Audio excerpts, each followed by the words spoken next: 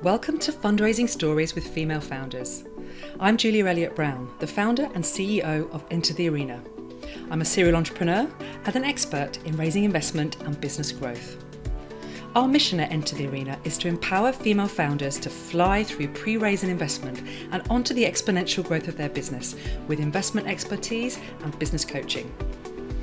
Here we share the stories of inspirational female founders who've raised investment to inspire you to do the same.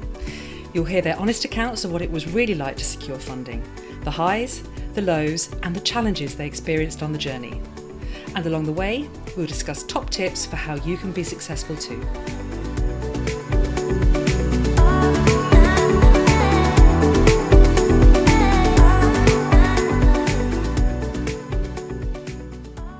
Today I'm speaking with Stamena Dimitrova, the co-founder and CEO of The Refillable.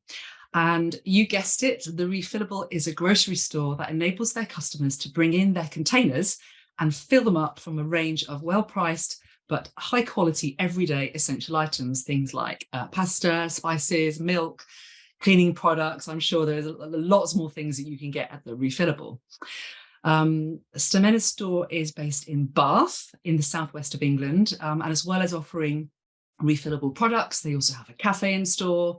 They sell B2B to other local retailers, and you can buy online too. So it's pretty amazing. And this is a concept that fully embraces being environmentally responsible. It is all about zero waste, and they are the proud winner of the Sustainable Shop of the Year 2022 at the Southern Enterprise Awards. Now, in October 2022, Stamena and her co-founder and daughter, Lenny, raised £120,000 through crowdfunding to help build the brand and expand their proposition. So let's meet Stamena and find out more. Welcome, Stamena. Lovely to see you. Thank you very much. I'm absolutely thrilled to be here. Thank you for inviting me. I'm so excited to hear about your story because I'm a big fan of refillable stores, something I use a lot myself. But I'd love to know a bit more about your background. So what were you doing in the years before you launched Refillable in 2020? Oh goodness, what did I not do? Well, my formal education was I was supposed to be a teacher, school teacher. So that was one of the lines that I took. Then early on, I realized this is not exactly where I will shine. This is not my field. And I studied international law and foreign trade. So that was my postgraduate. And then from there, it's just curious mind. I've been in marketing and sales all my career. So that's what I've been doing over the many years. Eventually towards 2007, I decided to take yet another turn in my career, and I did my trainings and I became a wellness advisor, a wellness coach. So I've closed the marketing business and I focused on teaching yoga. That was my little retirement plan. But it didn't last long. Well, actually, it did last long. It did last for 15 years. So I did build a business. I couldn't keep it down to only one studio. I just built a few studios in Johannesburg. I do come from South Africa, from Johannesburg. And the way things, in life, everything happens for a reason. We just guide it step by step and we learn lesson after lesson, and just it's a preparation for what's coming next. And when I arrived to England, just as the COVID and the lockdowns were setting, I was coming to a point where I needed again a change in career. After 15, 16 years of teaching, I needed a change in career. So walking back from a class, I saw a little greengrocer in Bradford-on-Avon, closed, and she also needed a change of career. I approached the lady. Long story short, I didn't get the greengrocer, but the sprout and the little seed of Refillable was planted. And that's where the story begins. Wow. And actually quite interesting that was during COVID, where, I think a lot of entrepreneurs spotted opportunities at that time. Absolutely. Yeah. Okay. So that was where you came from. And so what made you decide to go into business with your daughter? How did that come back? Oh, goodness. Well, they keep boomeranging home, don't they? Well, Lenny is an incredibly intelligent young woman. She's an absolute inspiration. But again, needless to say, mother-daughter, there are a lot of sparks all the time. We've got different personalities, different approaches, different ideas, but in the big picture, we complement each other incredibly well. So when I saw the little greengrocer and I shared the idea with her, between the two of us, she's the more conservative type. I'm the more adventurous and more visionary type. And I expected her, when I said I would like to take the greengrocer and I would like to create a little form of refillable shop, juice bar, something like that, I expected her to say, no, this is not going to work, because she is the grounded and conservative person. Instead, she turned around, she looked at me and she says, this is a brilliant idea. Let's do it. And from there, we started sitting in our boardroom, which was the kitchen table. Of course. Of course, like everybody else. We started sitting every Monday morning and discussing ideas and bouncing off ideas. So we would call this our management meeting. And after about an hour or two of discussions, we would give each other tasks. We'll go back to the drawing board. She would do research. So she graduated from Bristol University with a degree in research. She would do a whole lot of research. I would do a whole lot of research. We'll come back again next Monday. We'll compare notes. We'll discuss again.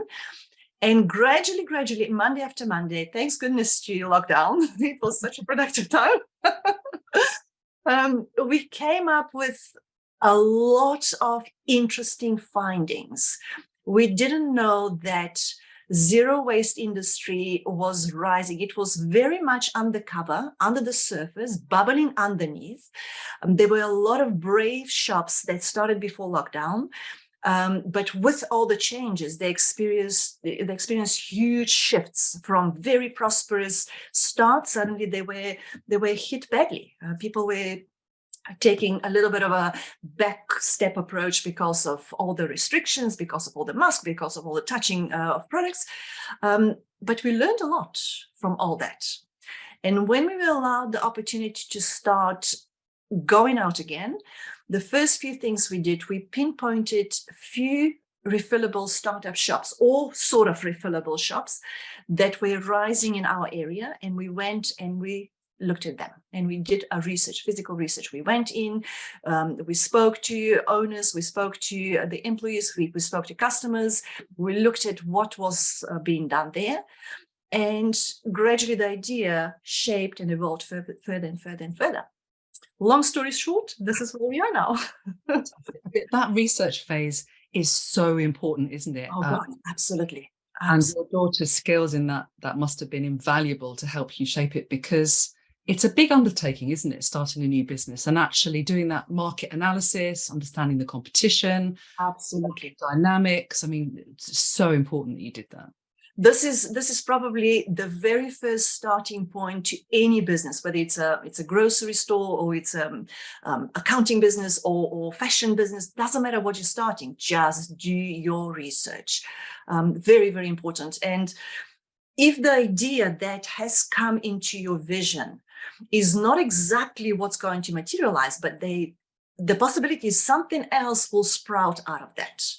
So when you know the market, when you know the conditions, when you know what's going on, and once again, don't allow it to be intimidated. That's not a exercise of intimidation. It's an exercise to strengthen your belief, to strengthen your resolve, to strengthen the vision where you want to take the business that you're growing, that you're raising. Yeah, and also validate your idea. I mean, validate your idea. You can have a good gut feel, but actually that data is crucial. Crucial. Okay, so you've got the research, you think this is a great idea. So what did it take to get your first, your first and current only shop at the moment off the ground? I imagine it needed quite a bit of funding up front. What did you do? Oh, Julia, this is another interesting story here. So this is a story, and it could be a very good lesson to everybody, to every person that is starting to raise a business. We looked, our initial shop that we were planning to put together was in Bradford-on-Avon. And we looked at the shop. We went through the long period of negotiations. We thought it was a good location. We thought it was exactly the perfect location to start.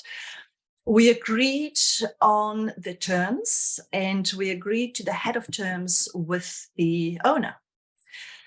Just, I think it was about 2-3 days before we signed the physical agreement, she came back and she pulled the plug. Now, by that time, we've secured all the stock, we've secured all the equipment. So the equipment was arriving in a month, and suddenly we don't have a shop to open. It was the most, firstly, it was amazement. It was disbelief. It was questioning. And we didn't have much time to go through all those motions. But the next thing we did, we put our walking shoes on and we started walking all around. We started looking. We had just a month to secure new premises, suitable premises that can accommodate for all the equipment, for all the gravity containers, all the stock, everything that was arriving. Now, what it took in the beginning, it was we bootstrapped and we front loaded for the first up till the crowdfunding.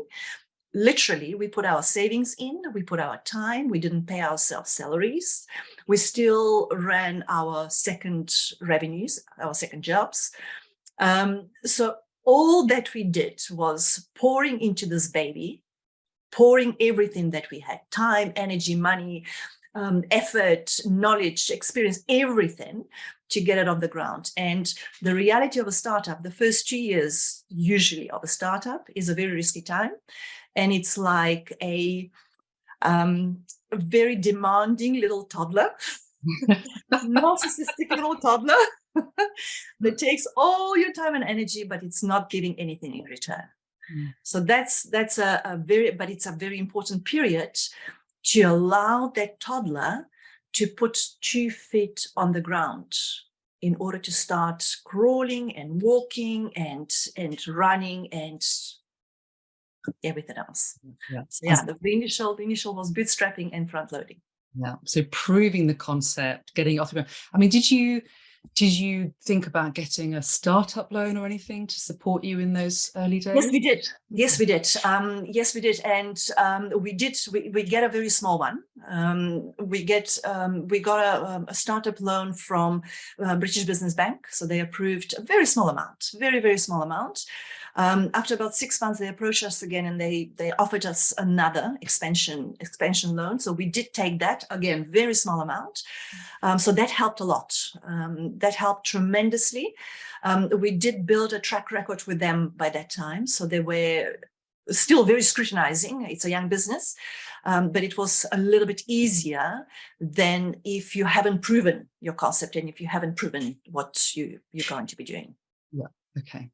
Very wise getting a startup loan, I think. Absolutely. But did you think when you were doing your planning and research and putting the strategy together for your launch, did you think you would need to go out and get more money at some point? Was that in your plan? Right. So you nailed one of our biggest mistakes right on the board. And one of the biggest mistakes that we made was we underestimated how much capital you're actually going to need in the very beginning. Being retail, it's not enough just to stock the shop and it's going to start immediately producing result. It doesn't happen this way. I speak of experience from retail, but I've got experience also in many other industries. As I said, I had a little bit of time in marketing, in business as well. So what's very important for a startup entrepreneur is to predict. If you predict that you need £10 to carry you through for the next 6 months, triple that. Yeah. Triple and quadruple, because funny things happen, unpredictable things happen. And if you don't have that runaway, if you choose to go the route of self-funding, that's pretty much the runaway. If you don't have that runaway to substantiate you and to give you enough space to build through the difficult times, you can find yourself in a very, very, very tight position. So yes, thank you for the question. That was one of the biggest mistakes that we made. We didn't provide enough money. And very wise advice. I mean, and I always say everything costs twice as much, but I Oh, quite like your three yeah. times as much. And also so many things go wrong, don't they, when you're building a startup that you could never imagine. Yeah, If you don't have that contingency, you can end up in hot water. absolutely. Mm. Absolutely. Yeah. Okay. So yes, and you know what? It's a very, very common mistake, especially for first-time entrepreneurs, because we are always incredibly optimistic people, aren't we? We think it's going to We be get very intoxicated with our passion, which is absolutely fantastic. We yeah, get very intoxicated, and sometimes that clouds the reasonable mind. yeah. So even if we are very intoxicated with our passion and it has to be this way, just have a backup plan. Just have a little bit money stashed on the side and be prepared for what's coming next. Just a very quick break in today's podcast. If you're enjoying listening to fundraising stories with female founders, then I think you're going to really enjoy my new book, which is called Raise, the Female Founder's Guide to Securing Investment. If you would like to know more about raising investment, what it takes, everything about the ecosystem and how it all works, from crowdfunding to VCs, angels, if you want to know how to reach investors, how to have meetings with them, how to talk through your financial forecasts and put together your pitch deck and negotiate an amazing deal, then everything you need to know is in the book. It covers the 5 steps to fundraising and also covered over 30 case studies of incredible female founders, many of whom have been featured in this podcast, sharing their tips and experience about how to raise investment. It's available on Amazon. You can get paperback, hardback, or Kindle copies. And I think you're going to find it invaluable as you think about and plan for your own fundraising journey. So you got to the point where you realized you needed some more money to make this thing grow. Okay. So at that point, what funding options did you consider? So first we were considering again to go back to a British business bank. So we thought debt-based that's going to be a good idea. That was an option. But what this business requires, what our business requires, is a community. So one of the main driving forces in making the decision was to create our shop is a community shop. It's something that has to be adopted, hopefully, by everybody, because that's what's going to make difference to our existence as human beings. The sustainability is not just a fad, it's a necessity. We're in an existential crisis. So the more people we bring in and the more people we pull into this concept, the greater impact we're going to make from a sustainability point of view. So with starting from that point, we wanted to build a community, and we wanted to build that community not from just a point of bringing money in, but also bringing expertise. Both of us, Lenny and I, we do realize where our shortcomings are. We know where we need more expertise and more knowledge. And the first step was to upgrade and to scale up our team. That was very, very important to us. We managed to attract some incredible people now in support as our funders and our lenders. I mean, they're part of the business now. We've got 155 investors. Out of those, about 14 are lead investors, but they've got incredibly diverse skill set that they are contributing to grow the business with us. That's incredible. And did the majority of your investors come from your own network, from your customers, from people you already knew? Yes, they did, Julia. They did. When we started raising, I didn't expect. When you raise a business, you get very stuck into the small detail. So you're just looking at the little puzzle pieces, and we're just putting it together, but we don't see the big picture. So through the process, Lenny and I, we were working absolutely insanely hard on the business, and we were constantly hard on ourselves. This is not enough. This is not enough. We need to do this and we need to do that. So we didn't notice the impression that we made on the community with what we were doing, with what we were building. When we made the announcement that we're going to be crowdfunding, we actually cried, both of us. We cried to see how many people believed in what we're doing, how many people believed in us, and how many people were prepared to back up the idea. To give an example, one of our customers, one of our lead investors, she came to the shop for the very first time, just stumbled by mistake. She was coming to another shop and ended up in ours. She heard what we were doing and she put one of the biggest amounts. We haven't seen her again. But obviously we keep our investors updated what is happening in the business. But the faith and the belief in the whole concept was absolutely overwhelming. So yes, the majority came from the business. Another lesson learned here: when you decide to fundraise, crowdfunding, speak to everybody. Speak to your support system, speak to your customers, speak to your suppliers, speak to your friends, speak to your family, because your passion is contagious. And if you have this insane burning passion and you continue maintaining it, people pick up the spark, and they do believe in that as well. Yeah, I mean, your passion absolutely radiates. I'm not surprised at all to hear that, people wanted to follow you and join on your journey. I mean, it's interesting because you've got a physical store. Yes, and often we think about crowdfunding as being this kind of big online campaign. Did you blend offline marketing as well as online marketing to make your campaign successful? Yes. There's another mistake you picked up. I didn't know it was going to be a mistake. That wasn't my intention. So when we decided to raise, and I went with my complete conviction that I come from marketing, I should know what I'm doing. I will run the campaign myself.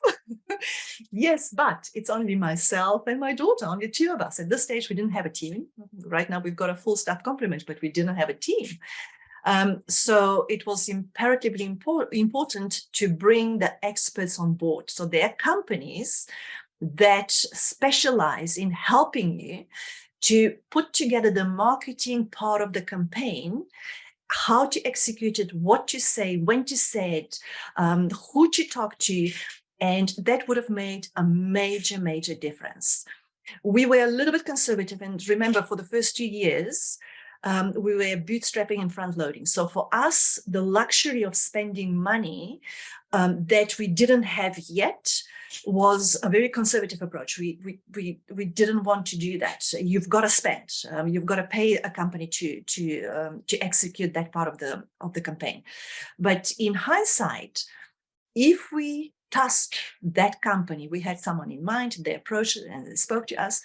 If we tasked that company, we would have been able to focus more on further shaping the business and growing the business, instead getting distracted by items that could have been easily done by someone who is a professional in their field.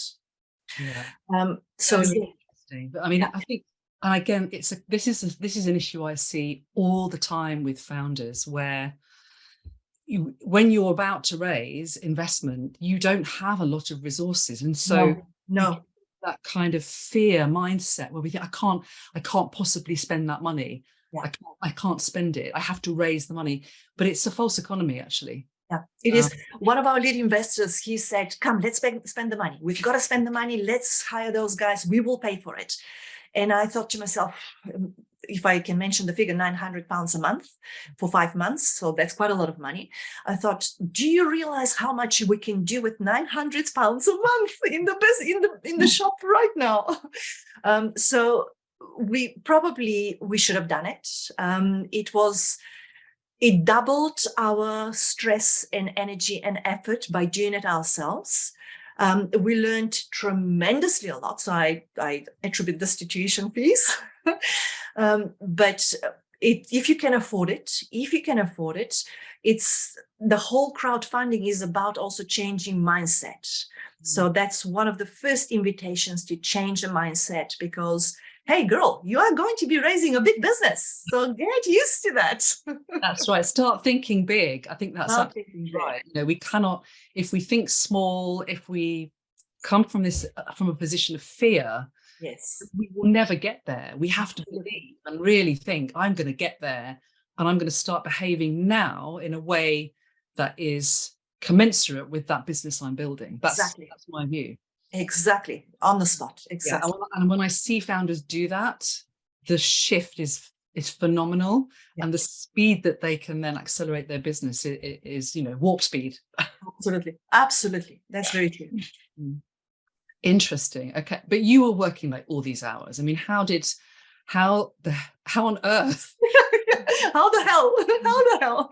I mean, it's a lot, isn't it? When you're trying to run the business, you're trying to raise money, you've got other things going in your life. And, you talk about working kind of 12 hours a day, 7 days a week. That is not sustainable. No.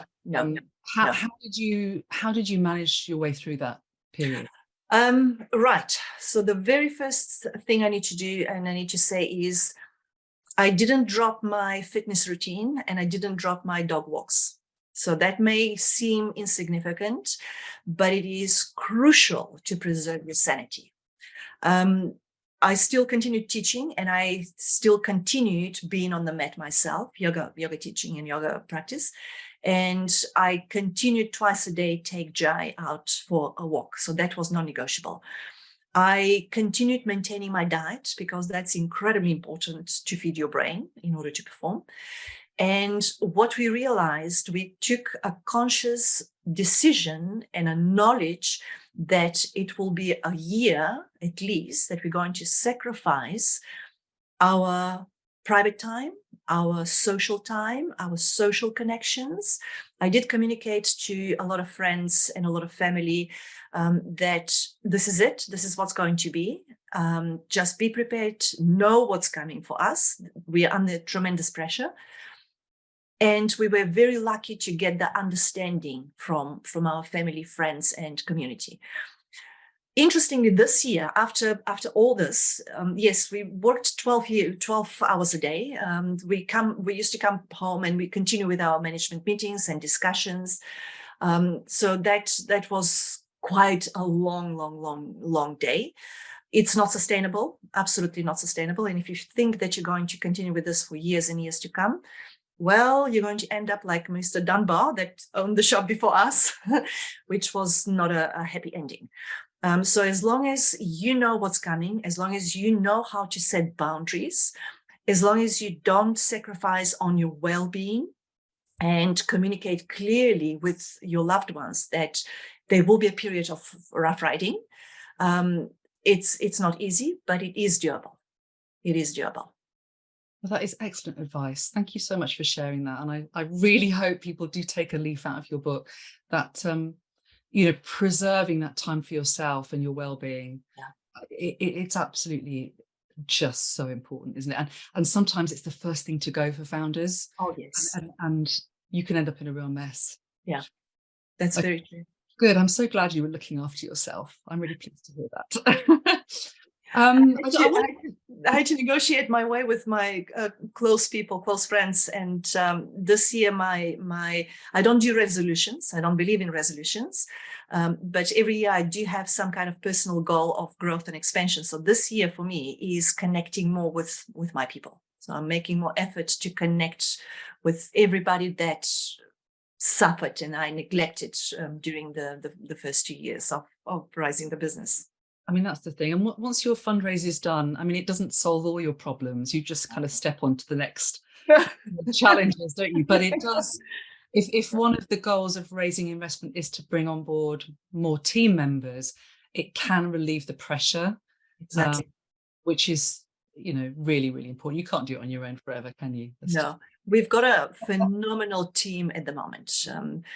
Phenomenal team of strong, independent women that are very determined that what we're building together is something very special. And their presence in the business at the moment makes the world of difference. And we tell them this all the time. Amazing. I wanted to ask you a little bit about your valuation, because it's one of the things that lots of founders struggle with, figuring out what their valuation should be. So tell me a bit more about, how you decided what your valuation would be on the fundraise, and kind of how you feel about that now. Right. So that was a big, massive question in front of me. I didn't know how to do this. I had absolutely no idea how to do this. But a startup business, there's a degree of thumbsuck. Let's be very honest about that. Thumbsuck was not something I wanted to rely on, not something that I wanted to trust. So we engaged with an incredible company. It's an online portal. I'm not sure if I'm allowed to mention their name, but yeah, so it's Seed Legals. Yes, So we do lots of work with Seed Legals. oh my goodness, Big fans of Seed Legals. They make big fans. Yeah, they are brilliant. They're brilliant. And we started working with our investment advisor, Liliana. And with her, she helped us understand and how to evaluate the company. So there's a basic formula for startups. Usually it's you take your yearly revenue and multiply by between 6 and 15. So that's dependent on your industry, that's dependent on your goodwill, that's dependent on your brand name, that's dependent on many factors. But usually we chose to go with the lowest denominator to multiply by 6. And we arrived to a figure of 670 with the help of Liliana from Seed Legals. This is very low evaluation for a business like ours. A retail grocery, usually we're talking about, if you look at the big boys and the big girls in the industry, you're looking at millions and billions. And because it's a very low evaluation, we were giving away a lot of our equity. So when the evaluation is low, you've got to be prepared to compensate with equity, with percentage in the business. Now we know that the second time when we decide to raise, if we decide to raise, our evaluation of the business will be significantly higher. So we will be giving a lot less equity of the business. But the first stage, and that was one of the things that we did right. We associated with the right people. We got the right advice, and we were helped to evaluate the business correctly. There are other formulas. You can also take the annual revenue, multiply with, and add to that your brand identity, depending how strong your brand is. Your assets, if you've got assets, if you're holding assets. So there are a few ways to evaluate, but my advice would be maybe speak to people like Seed Legals and let them assist you in the evaluation process. That's very, very important. Yeah, I couldn't agree more. Getting professional support on that is so helpful. I mean, and as you say, there are lots of ways to figure out your valuation. And sometimes it's not as simple as just doing a calculation, is it? As you say, there are lots of things that can push your valuation up to the end of the bracket. And that's stuff that we can support you with as well, if anyone ever needs help. One of the focuses that we've got at the moment, and that's focusing heavily on that, is building the brand. So once you build the brand, with the investment that we got, we're building the brand. Once you build the brand, you are building strong equity. You're building strong. You've got something to sell. Once you've got a brand, you've got something to sell. So that's my current focus at the moment, to build a strong, recognizable brand. I mean, and also at this point, your evaluation is often based on the future potential rather than looking at where you are right now. And that's the exciting thing. I'm just going to make one point, which I think is really important. And regular listeners might have heard me say this before, but you never give away equity, you sell equity. It's a very strange term that often you hear in the industry. People talk about how much equity you're giving away, but you didn't give any equity away. No. You got cash for it, right? We sold it. So building the brand, big focus for you. Where are you going next with the business? Kind of building the brand. Are we going to see some more stores in the future, do you think? Oh, goody. We've just completed the brand building exercise from the visual point of view. And we decide to go bold, brave, and unapologetic. Fabulous. I love it. So pretty soon, it's a very different image from what we've seen in the zero waste industry. We're going really bold, and we're going really strong. And we're going to start deploying the assets pretty much in the next few weeks. And we already actually started shopping around for our second shop. We started looking at properties. Yeah, we started looking at locations. We started looking at potentials. We playing with the idea what the model should be from here. I'm not going to give away too much because this is something completely different and completely going counterintuitive to traditional old-fashioned retail. But we are working on creating the future retail, which is going to be more experiential retail. It's not only about going and getting your groceries and going through the teller. It's about what's the experience out of that and what's going to be left afterwards, after you've purchased the item that you've purchased. Why are you going to go back to the same shop? So the next step is this year to open the second shop. Hopefully we will find the right location. Next year, we're planning, once we open the second shop, now we've got the formula and we're going to start applying this formula. We're looking to open potentially the third shop. And then after that, our intention is to go into franchise and to give opportunity to many other family units. We're a family store. Many other family units to take a franchise and with our support to turn it into absolute success. So that's where we're leading the whole brand, the whole business. Amazing. And I love the franchise idea and promoting family ownership. I mean, it resonates with the brand, doesn't it? It really does. Absolutely. Mums and daughters, come and join us. So finally, give us your parting shot. What would be your top piece of advice for other female entrepreneurs who are listening and thinking about raising investment? First thing is connect with your passion. Connect with your passion. Take advice, but listen to the inner gut. That's where the truth lies. So the external advice will just guide you. Some of the advice you will take on board, some of the advice you will not, but it will help you crystallize what's in your gut feel. The second thing is you've got the power. You've got the power. I always believe that it's not about whether you are a female entrepreneur, male entrepreneur, whether you are a Black entrepreneur, white entrepreneur, whether you are coming from a certain social background or not, what your age is. You've got the given right to grab what it belongs to you. And what that given right is, if you've spent years of building yourself as a professional, if you've studied, if you've fallen and risen up again and again, that gives you the right to go out there and get what is yours. Don't let anybody tell you or make you feel lesser than what you deserve. And if you know what you want, if you're passionate about it, if it's the right time, the right product, and if you've got the right founding team, you're going to get it. You're going to get it. Just go for it.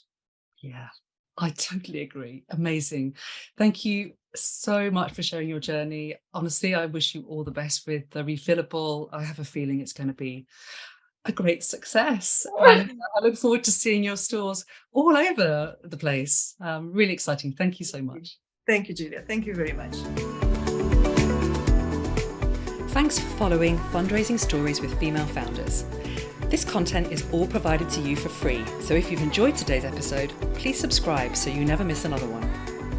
Enter the Arena has helped hundreds of female founders fly through pre-raise and investment and onto the exponential growth of their business. Our first-hand experience, expert guidance, and proven programs help female founders unleash the Wonder Woman inside. To see if we can help you do the same, head over to www.enterthearena.co.uk. I'm Julia Elliott Brown, and I look forward to talking with you soon.